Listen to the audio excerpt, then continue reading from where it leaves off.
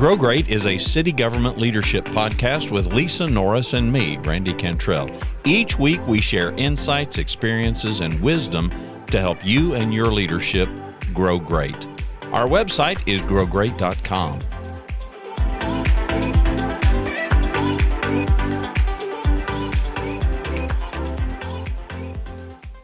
We've all been in circumstances over time where a situation comes up in leadership, a challenge, a difficulty.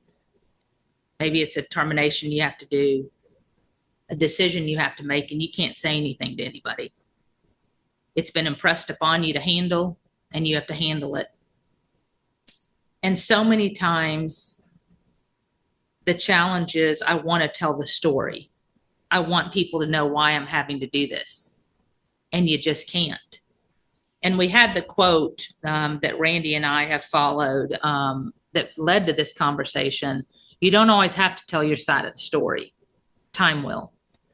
And that is so critical and hard and difficult to learn and experience. But it's necessary for honor and integrity and confidence from your people in you over time. That sometimes you just can't say what you did and why. You just needed to do it. And I've always found that over time, the story comes out and they're like, okay, I see what's happening now, right? But you can't, and it's painful sometimes. It's painful and hurtful, but you have to move through that, and time will tell.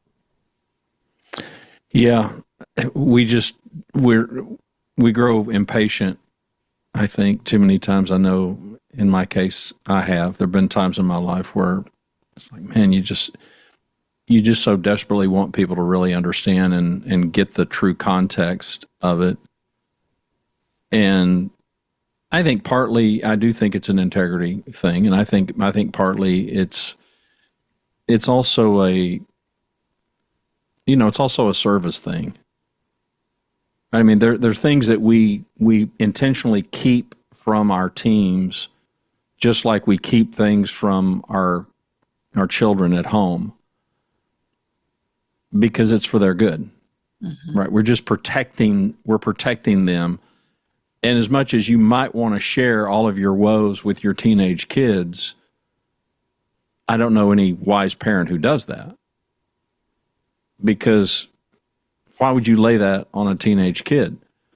And I feel the same way about our teams. There are just these circumstances and situations, and usually I have found that the driver behind not wanting to abide by that quote, I want to tell my side of the story, is usually selfish pride. Because I don't want to look bad. I want to save face, and I would rather they lose face, where frankly, the wiser course of action is just swallow hard. And if you lose a little bit of face because people don't understand or because people misjudge, okay. So what? Have you ever found that time didn't tell the story and people didn't find out?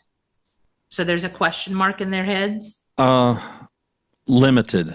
And by that I mean scope. Very limited. By that I mean scope and scale. By that I mean if there was 100 people that you wished would know, maybe 3 did. Maybe over time 3 found out, but the rest didn't. Yeah, I've absolutely had that happen. Yeah. And I just, for me, it's I reckon it like forgiveness. You just let go. You just let go. The people that I think harbor that and continue to dwell on that, and it's like, man, I want them to know this.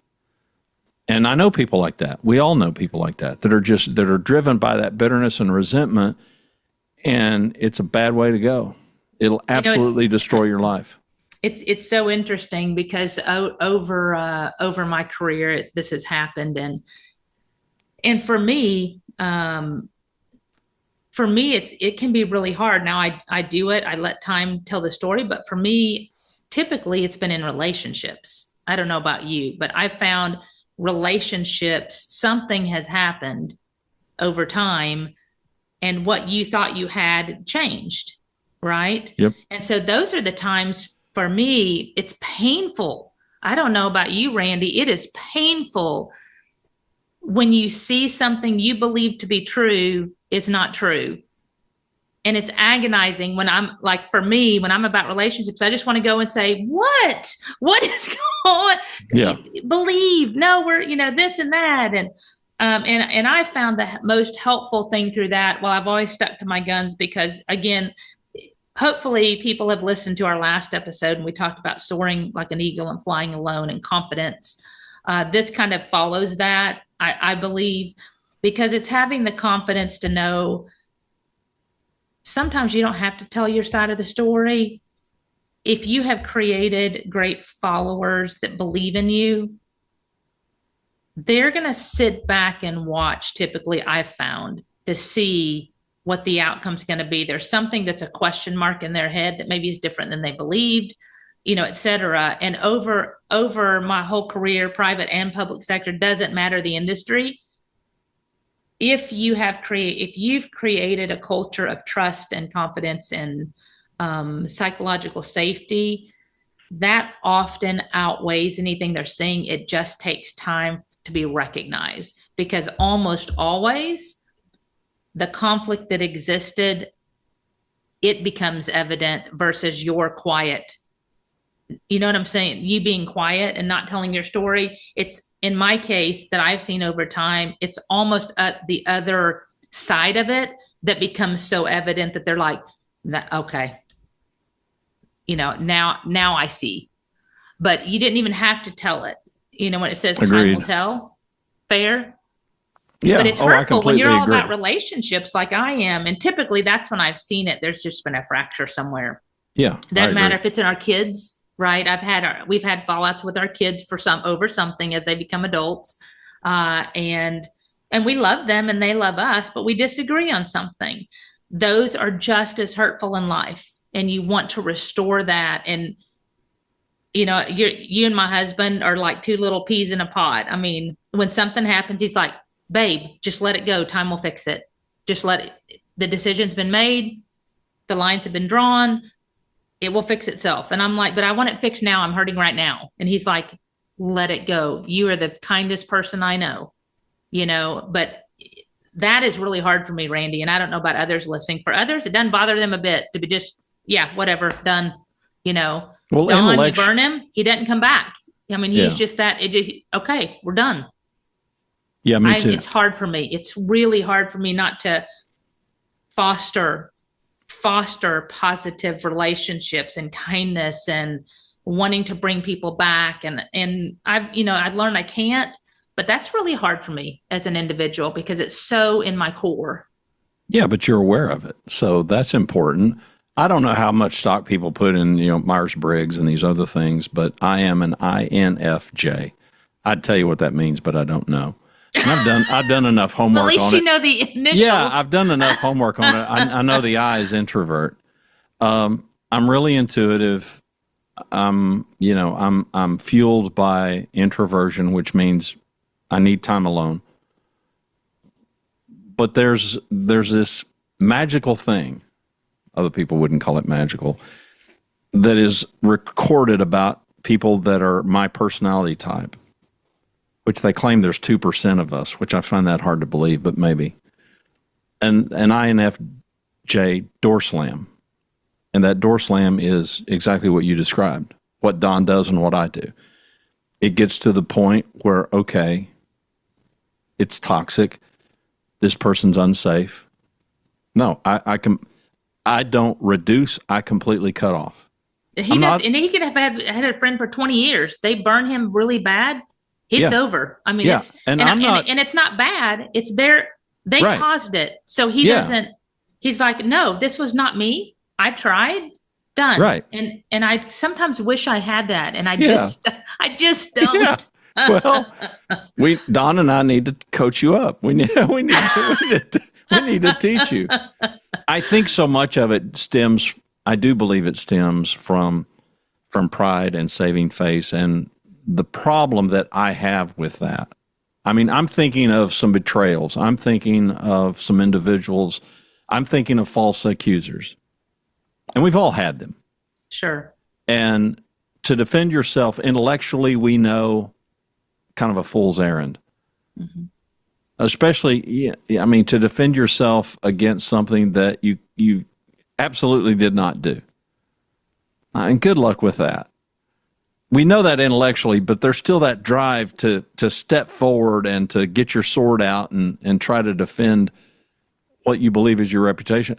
The problem that I have always had with that is, but telling my side of the story is not going to do it's good. Not going to change. It's not going to change anything. But my mind goes to that person. So that person who now is unsafe for me, that person who, in some cases, I've had people in my life that I would absolutely describe as wicked people, evil people. Evil, yeah, I call it evil. With evil intent. Okay, well, that helps them how? Mm-hmm. And those kind of people over time, I do believe there's a reason that we say give them enough rope and they'll hang themselves, and they do. They do. If you just separate, let them do their thing. Rhonda and I have this conversation pretty frequently about various and sundry people who have certain, really brassy, bold personality types. And you hear this phrase over and over, consider the source, consider the source. Yes. And we all do that. We all do that. Consider the source. That person in your life, that person that who's a blowhard, consider the source. And we all do that. And I think that part of it plays a big role for me in that whole time will tell. Time will tell the story. What's so helpful that I've found, I'm curious what you found over time.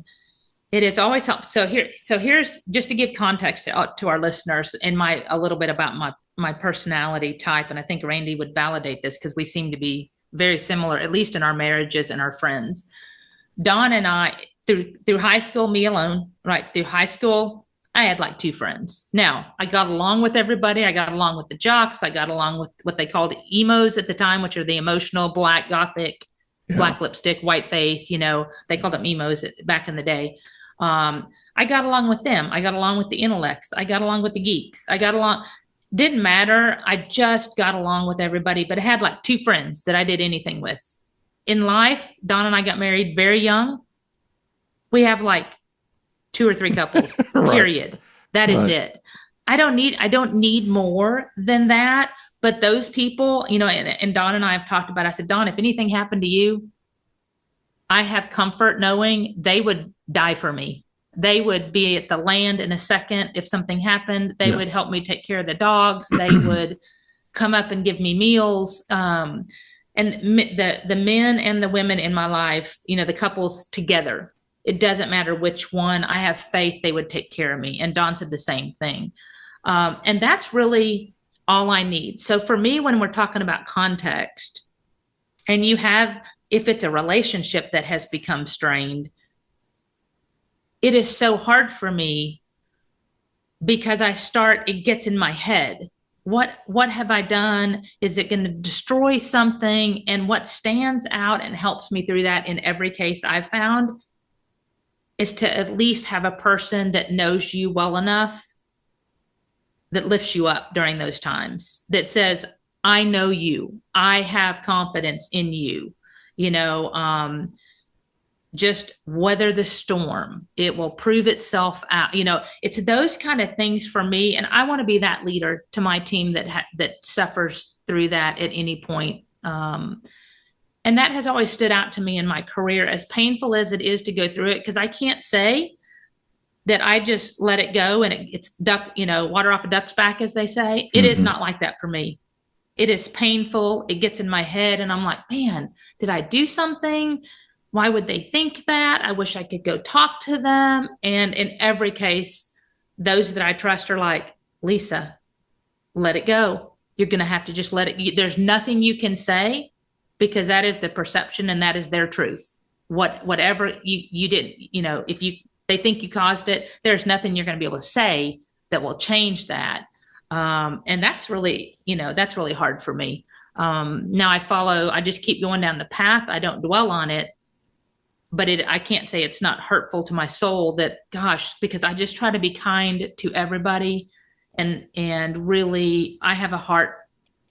Randy, you've known me long enough in our short time. I just have a heart for people and to help them become successful. That is I don't have any kind of vengeful soul. I just don't do that. Even non-performers, my goal is to get them to be the best they can be if they can, or help them find somewhere they can go. And it's never destructive. It's just straightforward. So that's hard for me. Think about every novel that you've read. Think about every movie that you've seen that involved, some main character. We'll call them the leader. And I can promise you 100% of the time, and this isn't just a screenwriter, novelist approach, because this is the way life really works. It's the whole hero story. It's the whole hero journey. And you could use the word hero synonymous with leader. Mm-hmm. They suffer injustice. They suffer injustice. They just do. We all do. If you are going to be any kind of a leader, brace yourself, because you're going to have to suffer. It's a journey of suffering. There's huge rewards, but make no mistake about it, you will not always be able to tell your side of the story. You will not always be able to defend yourself against false accusers, and you will have to suffer the indignities of people judging you, maybe at mass, maybe at a really small scale.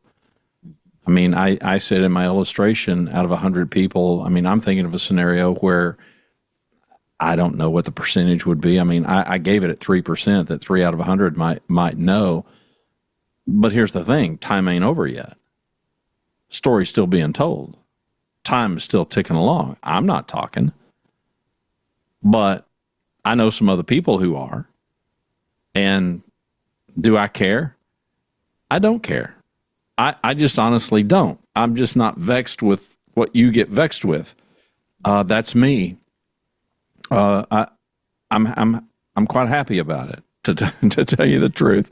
I'm not happy to suffer the injustice. I'm not happy about the misinformation. I'm not happy about toxic behavior. I'm not happy about, people that are just absolutely evil in their intent, but they do exist.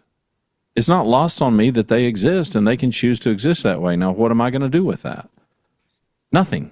I'm going to choose to do absolutely nothing. I'm going to choose to not devote one iota of time or effort or mental strain to try to rectify that, because honestly, intellectually, I don't think I could anyway. Yeah. I remember many years ago, I had dealt with this situation, and what I find interesting, and I'm curious if you have found it to be true, typically when those things happen, and this happened, this is probably 15 years ago or so, in my director career. And I found that the individual, so I had to actually let somebody go, and they had been challenging, and the team had been coming to me, and I was trying to be thoughtful in this and listen to what they're saying, but trying to create change if I could for this person to be successful. But what I found so often is when they're telling you one thing to your face and they're doing something different, either to your team, to themselves, to your customers, it's always either one or all of those things that get uncovered over time. I have almost always found that they have so many personal battles that have warped their perspective, is what I call it. They have personal battles, and it is substantial. It's not just one thing. They have lack of confidence. They have a feeling that they are incompetent. They have life issues. They have parent issues. They have children. There's just so much in life affecting them that their perspective has gotten warped, and there's almost a lack of trust on anything. Have you found that to be true? It's almost always, there's just so much that it just prevents them from being able to focus on what they can do really well. Well, If toxic they would let behavior. others in. Yeah, It's just, toxic behavior won't stay in a lane. no. It doesn't stay in a lane. It never stays in a lane. So if they're toxic with you, or people come to work and they're toxic, and we think, well, but they're not toxic at home. Oh, stop. Hold the presses. Yeah, we talked they're- about that. You can't they're- separate the two. No. I mean, we are what we are. I just believe this. I have found this true, and people don't have to agree with this. But it boils down to a personal philosophy of life, and it boils down into one of two strategies: building the tallest building in a town. There's two ways to do it: build the tallest building or burn everybody else's down. You and I are build the tallest building, That's right. but not everybody is. No. Some people, their righteousness is only exceeded. It's not exceeded at all because, well, they're more righteous than you because they hope to tear down you. And it's just the way they approach life. Yeah. And by the way, I've never been able to convert anybody. Somebody who was an arsonist and wanted to go and burn everybody else's building down, I've never been able to figure out a way to turn them into builders. And those of us who build, arson's the last thing on our mind. So I think you can choose. You don't always have to tell your side of the story. Time will. You can choose. Do you want to be a builder? Do you want to be an arson? You pick. I remember when this happened to me when I had my director here at Grand Prairie, and there was another, so I was hired here as a manager, and the other manager, once I got on board, for whatever reason, just very much disliked me. Don't know the cause. It was from day one. I really don't. This is back in, so I was hired in 1996. And it was a personal battle because I am so giving to people to be successful. And the team, there was lots of challenges back then with the team. It was destructive. The boss my director who hired me had only been there a month. So he was new, hired me, and the next month after he started.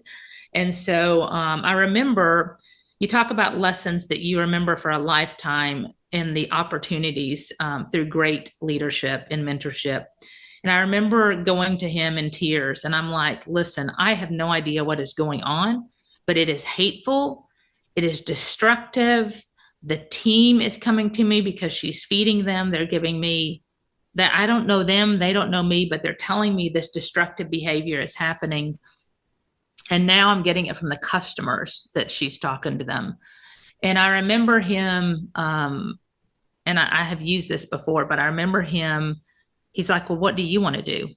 Well, I'm a brand new leader at this point in a brand new city. And I've got a 1-year-old that I came over, and a 3-year-old and a 4-year-old. And I'm like, I just thought this was going to be so great. And this is the hardest thing I've ever done in my life. And I'm exhausted and I can't keep doing this. And he said, no, that's not what I asked. I asked you, what do you want to do? And I said, I don't know. I feel like I'm putting you in a terrible position because she's been here a long time and I haven't.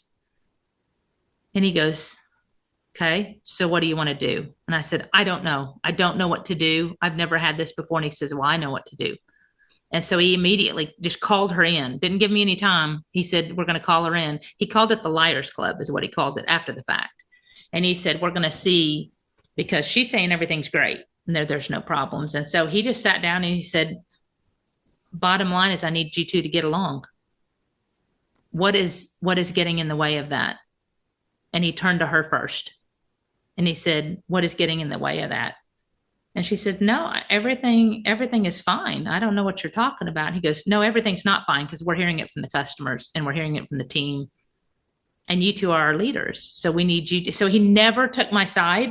He just laid it out as this neutral, this is not working, which I thought was brilliant because he could have easily said, well, Lisa said, and then that would have pitted it would have pitted him against her and not open it up. Anyway, long story short, with that conversation, he had her go, he had me go. And I said, this is painful. I want the benefit of the team and you've been here a long time and I can draw wisdom on your information.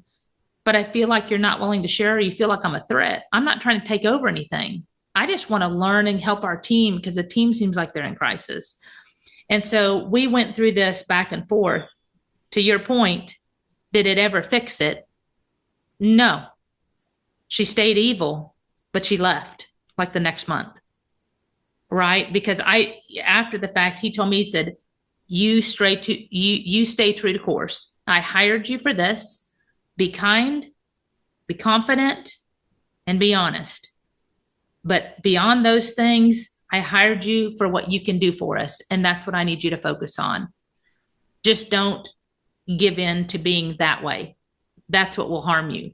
You stay true to you, because that's what I hired you for. Well, and just those few words, man. He had seen that behavior before. This wasn't the first time he had seen. Oh no, that and behavior. he'd been he was getting ready to retire. Yeah. I mean, and so all that to be said, though, going back to my point, it takes a leader that believes in you, because at the point you feel you do not have trust because of what you're hearing from another source, after you have proven yourself, after in this case, I hadn't been here long enough to prove myself.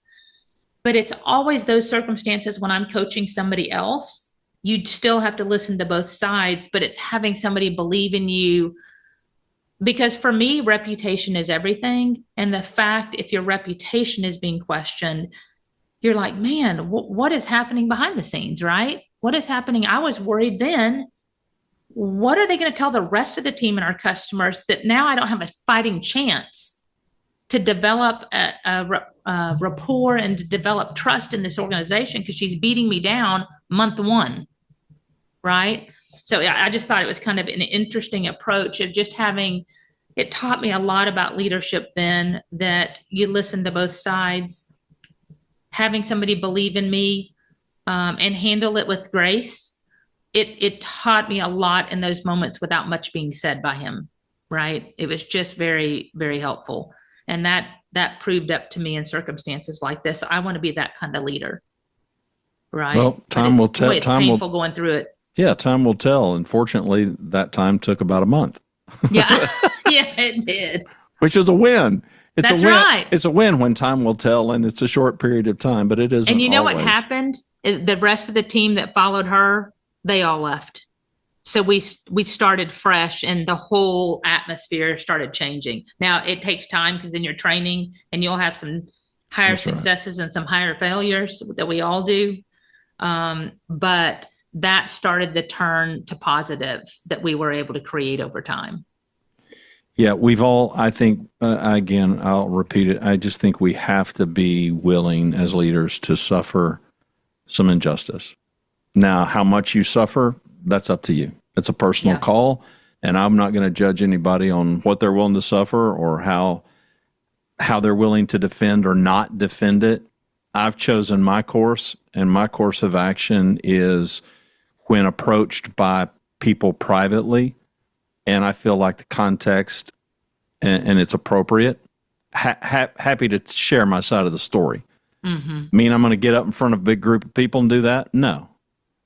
But you came to me and you said, I'm seeing something, and this is not kosher. Something ain't right, because I know you, and so I want to know what's really going on. I've had that conversation. Happy to shell it down. And I've also found it helpful. Now, if that person chooses to tell it, and I haven't said keep this quiet, which, by the way, in these kinds of contexts, I won't do. I will not tell somebody off the record. If I'm going to tell you, I'm going to be willing to say it to the person's face. Odds are, no, the odds aren't. It's 100% of the time. I've had the conversation to their face already. Mm-hmm. So whoever the opponent is, the naysayer, the false accuser, I've already had multiple face-to-faces. So for me, that door slam doesn't just happen because of some moment of knee-jerk, harsh judgment. Oh, no. No, this is an established pattern. Yeah, that has happened because I've had multiple attempts to try to resolve, to try to come to some understanding, and we're at an impasse because I'm not willing to get the matches out and set fire to other people's buildings, because it's just not the way I roll. All right, you get the last word. I just say, as these things come up, as you talk about the challenges that come up, remember, I think it's helped me stay true to course. Let your actions and your integrity shine through these moments, assuming you have established a base that people trust and have confidence in your abilities and leaders, because truly time will tell. It is hard. If it's like me, it is hard to move through those, but I have never had it fail me yet. Thanks for watching and listening to Grow Great, a city government leadership podcast. For Lisa Norris, I'm Randy Cantrell. Be well, do good, grow great. The website is growgreat.com.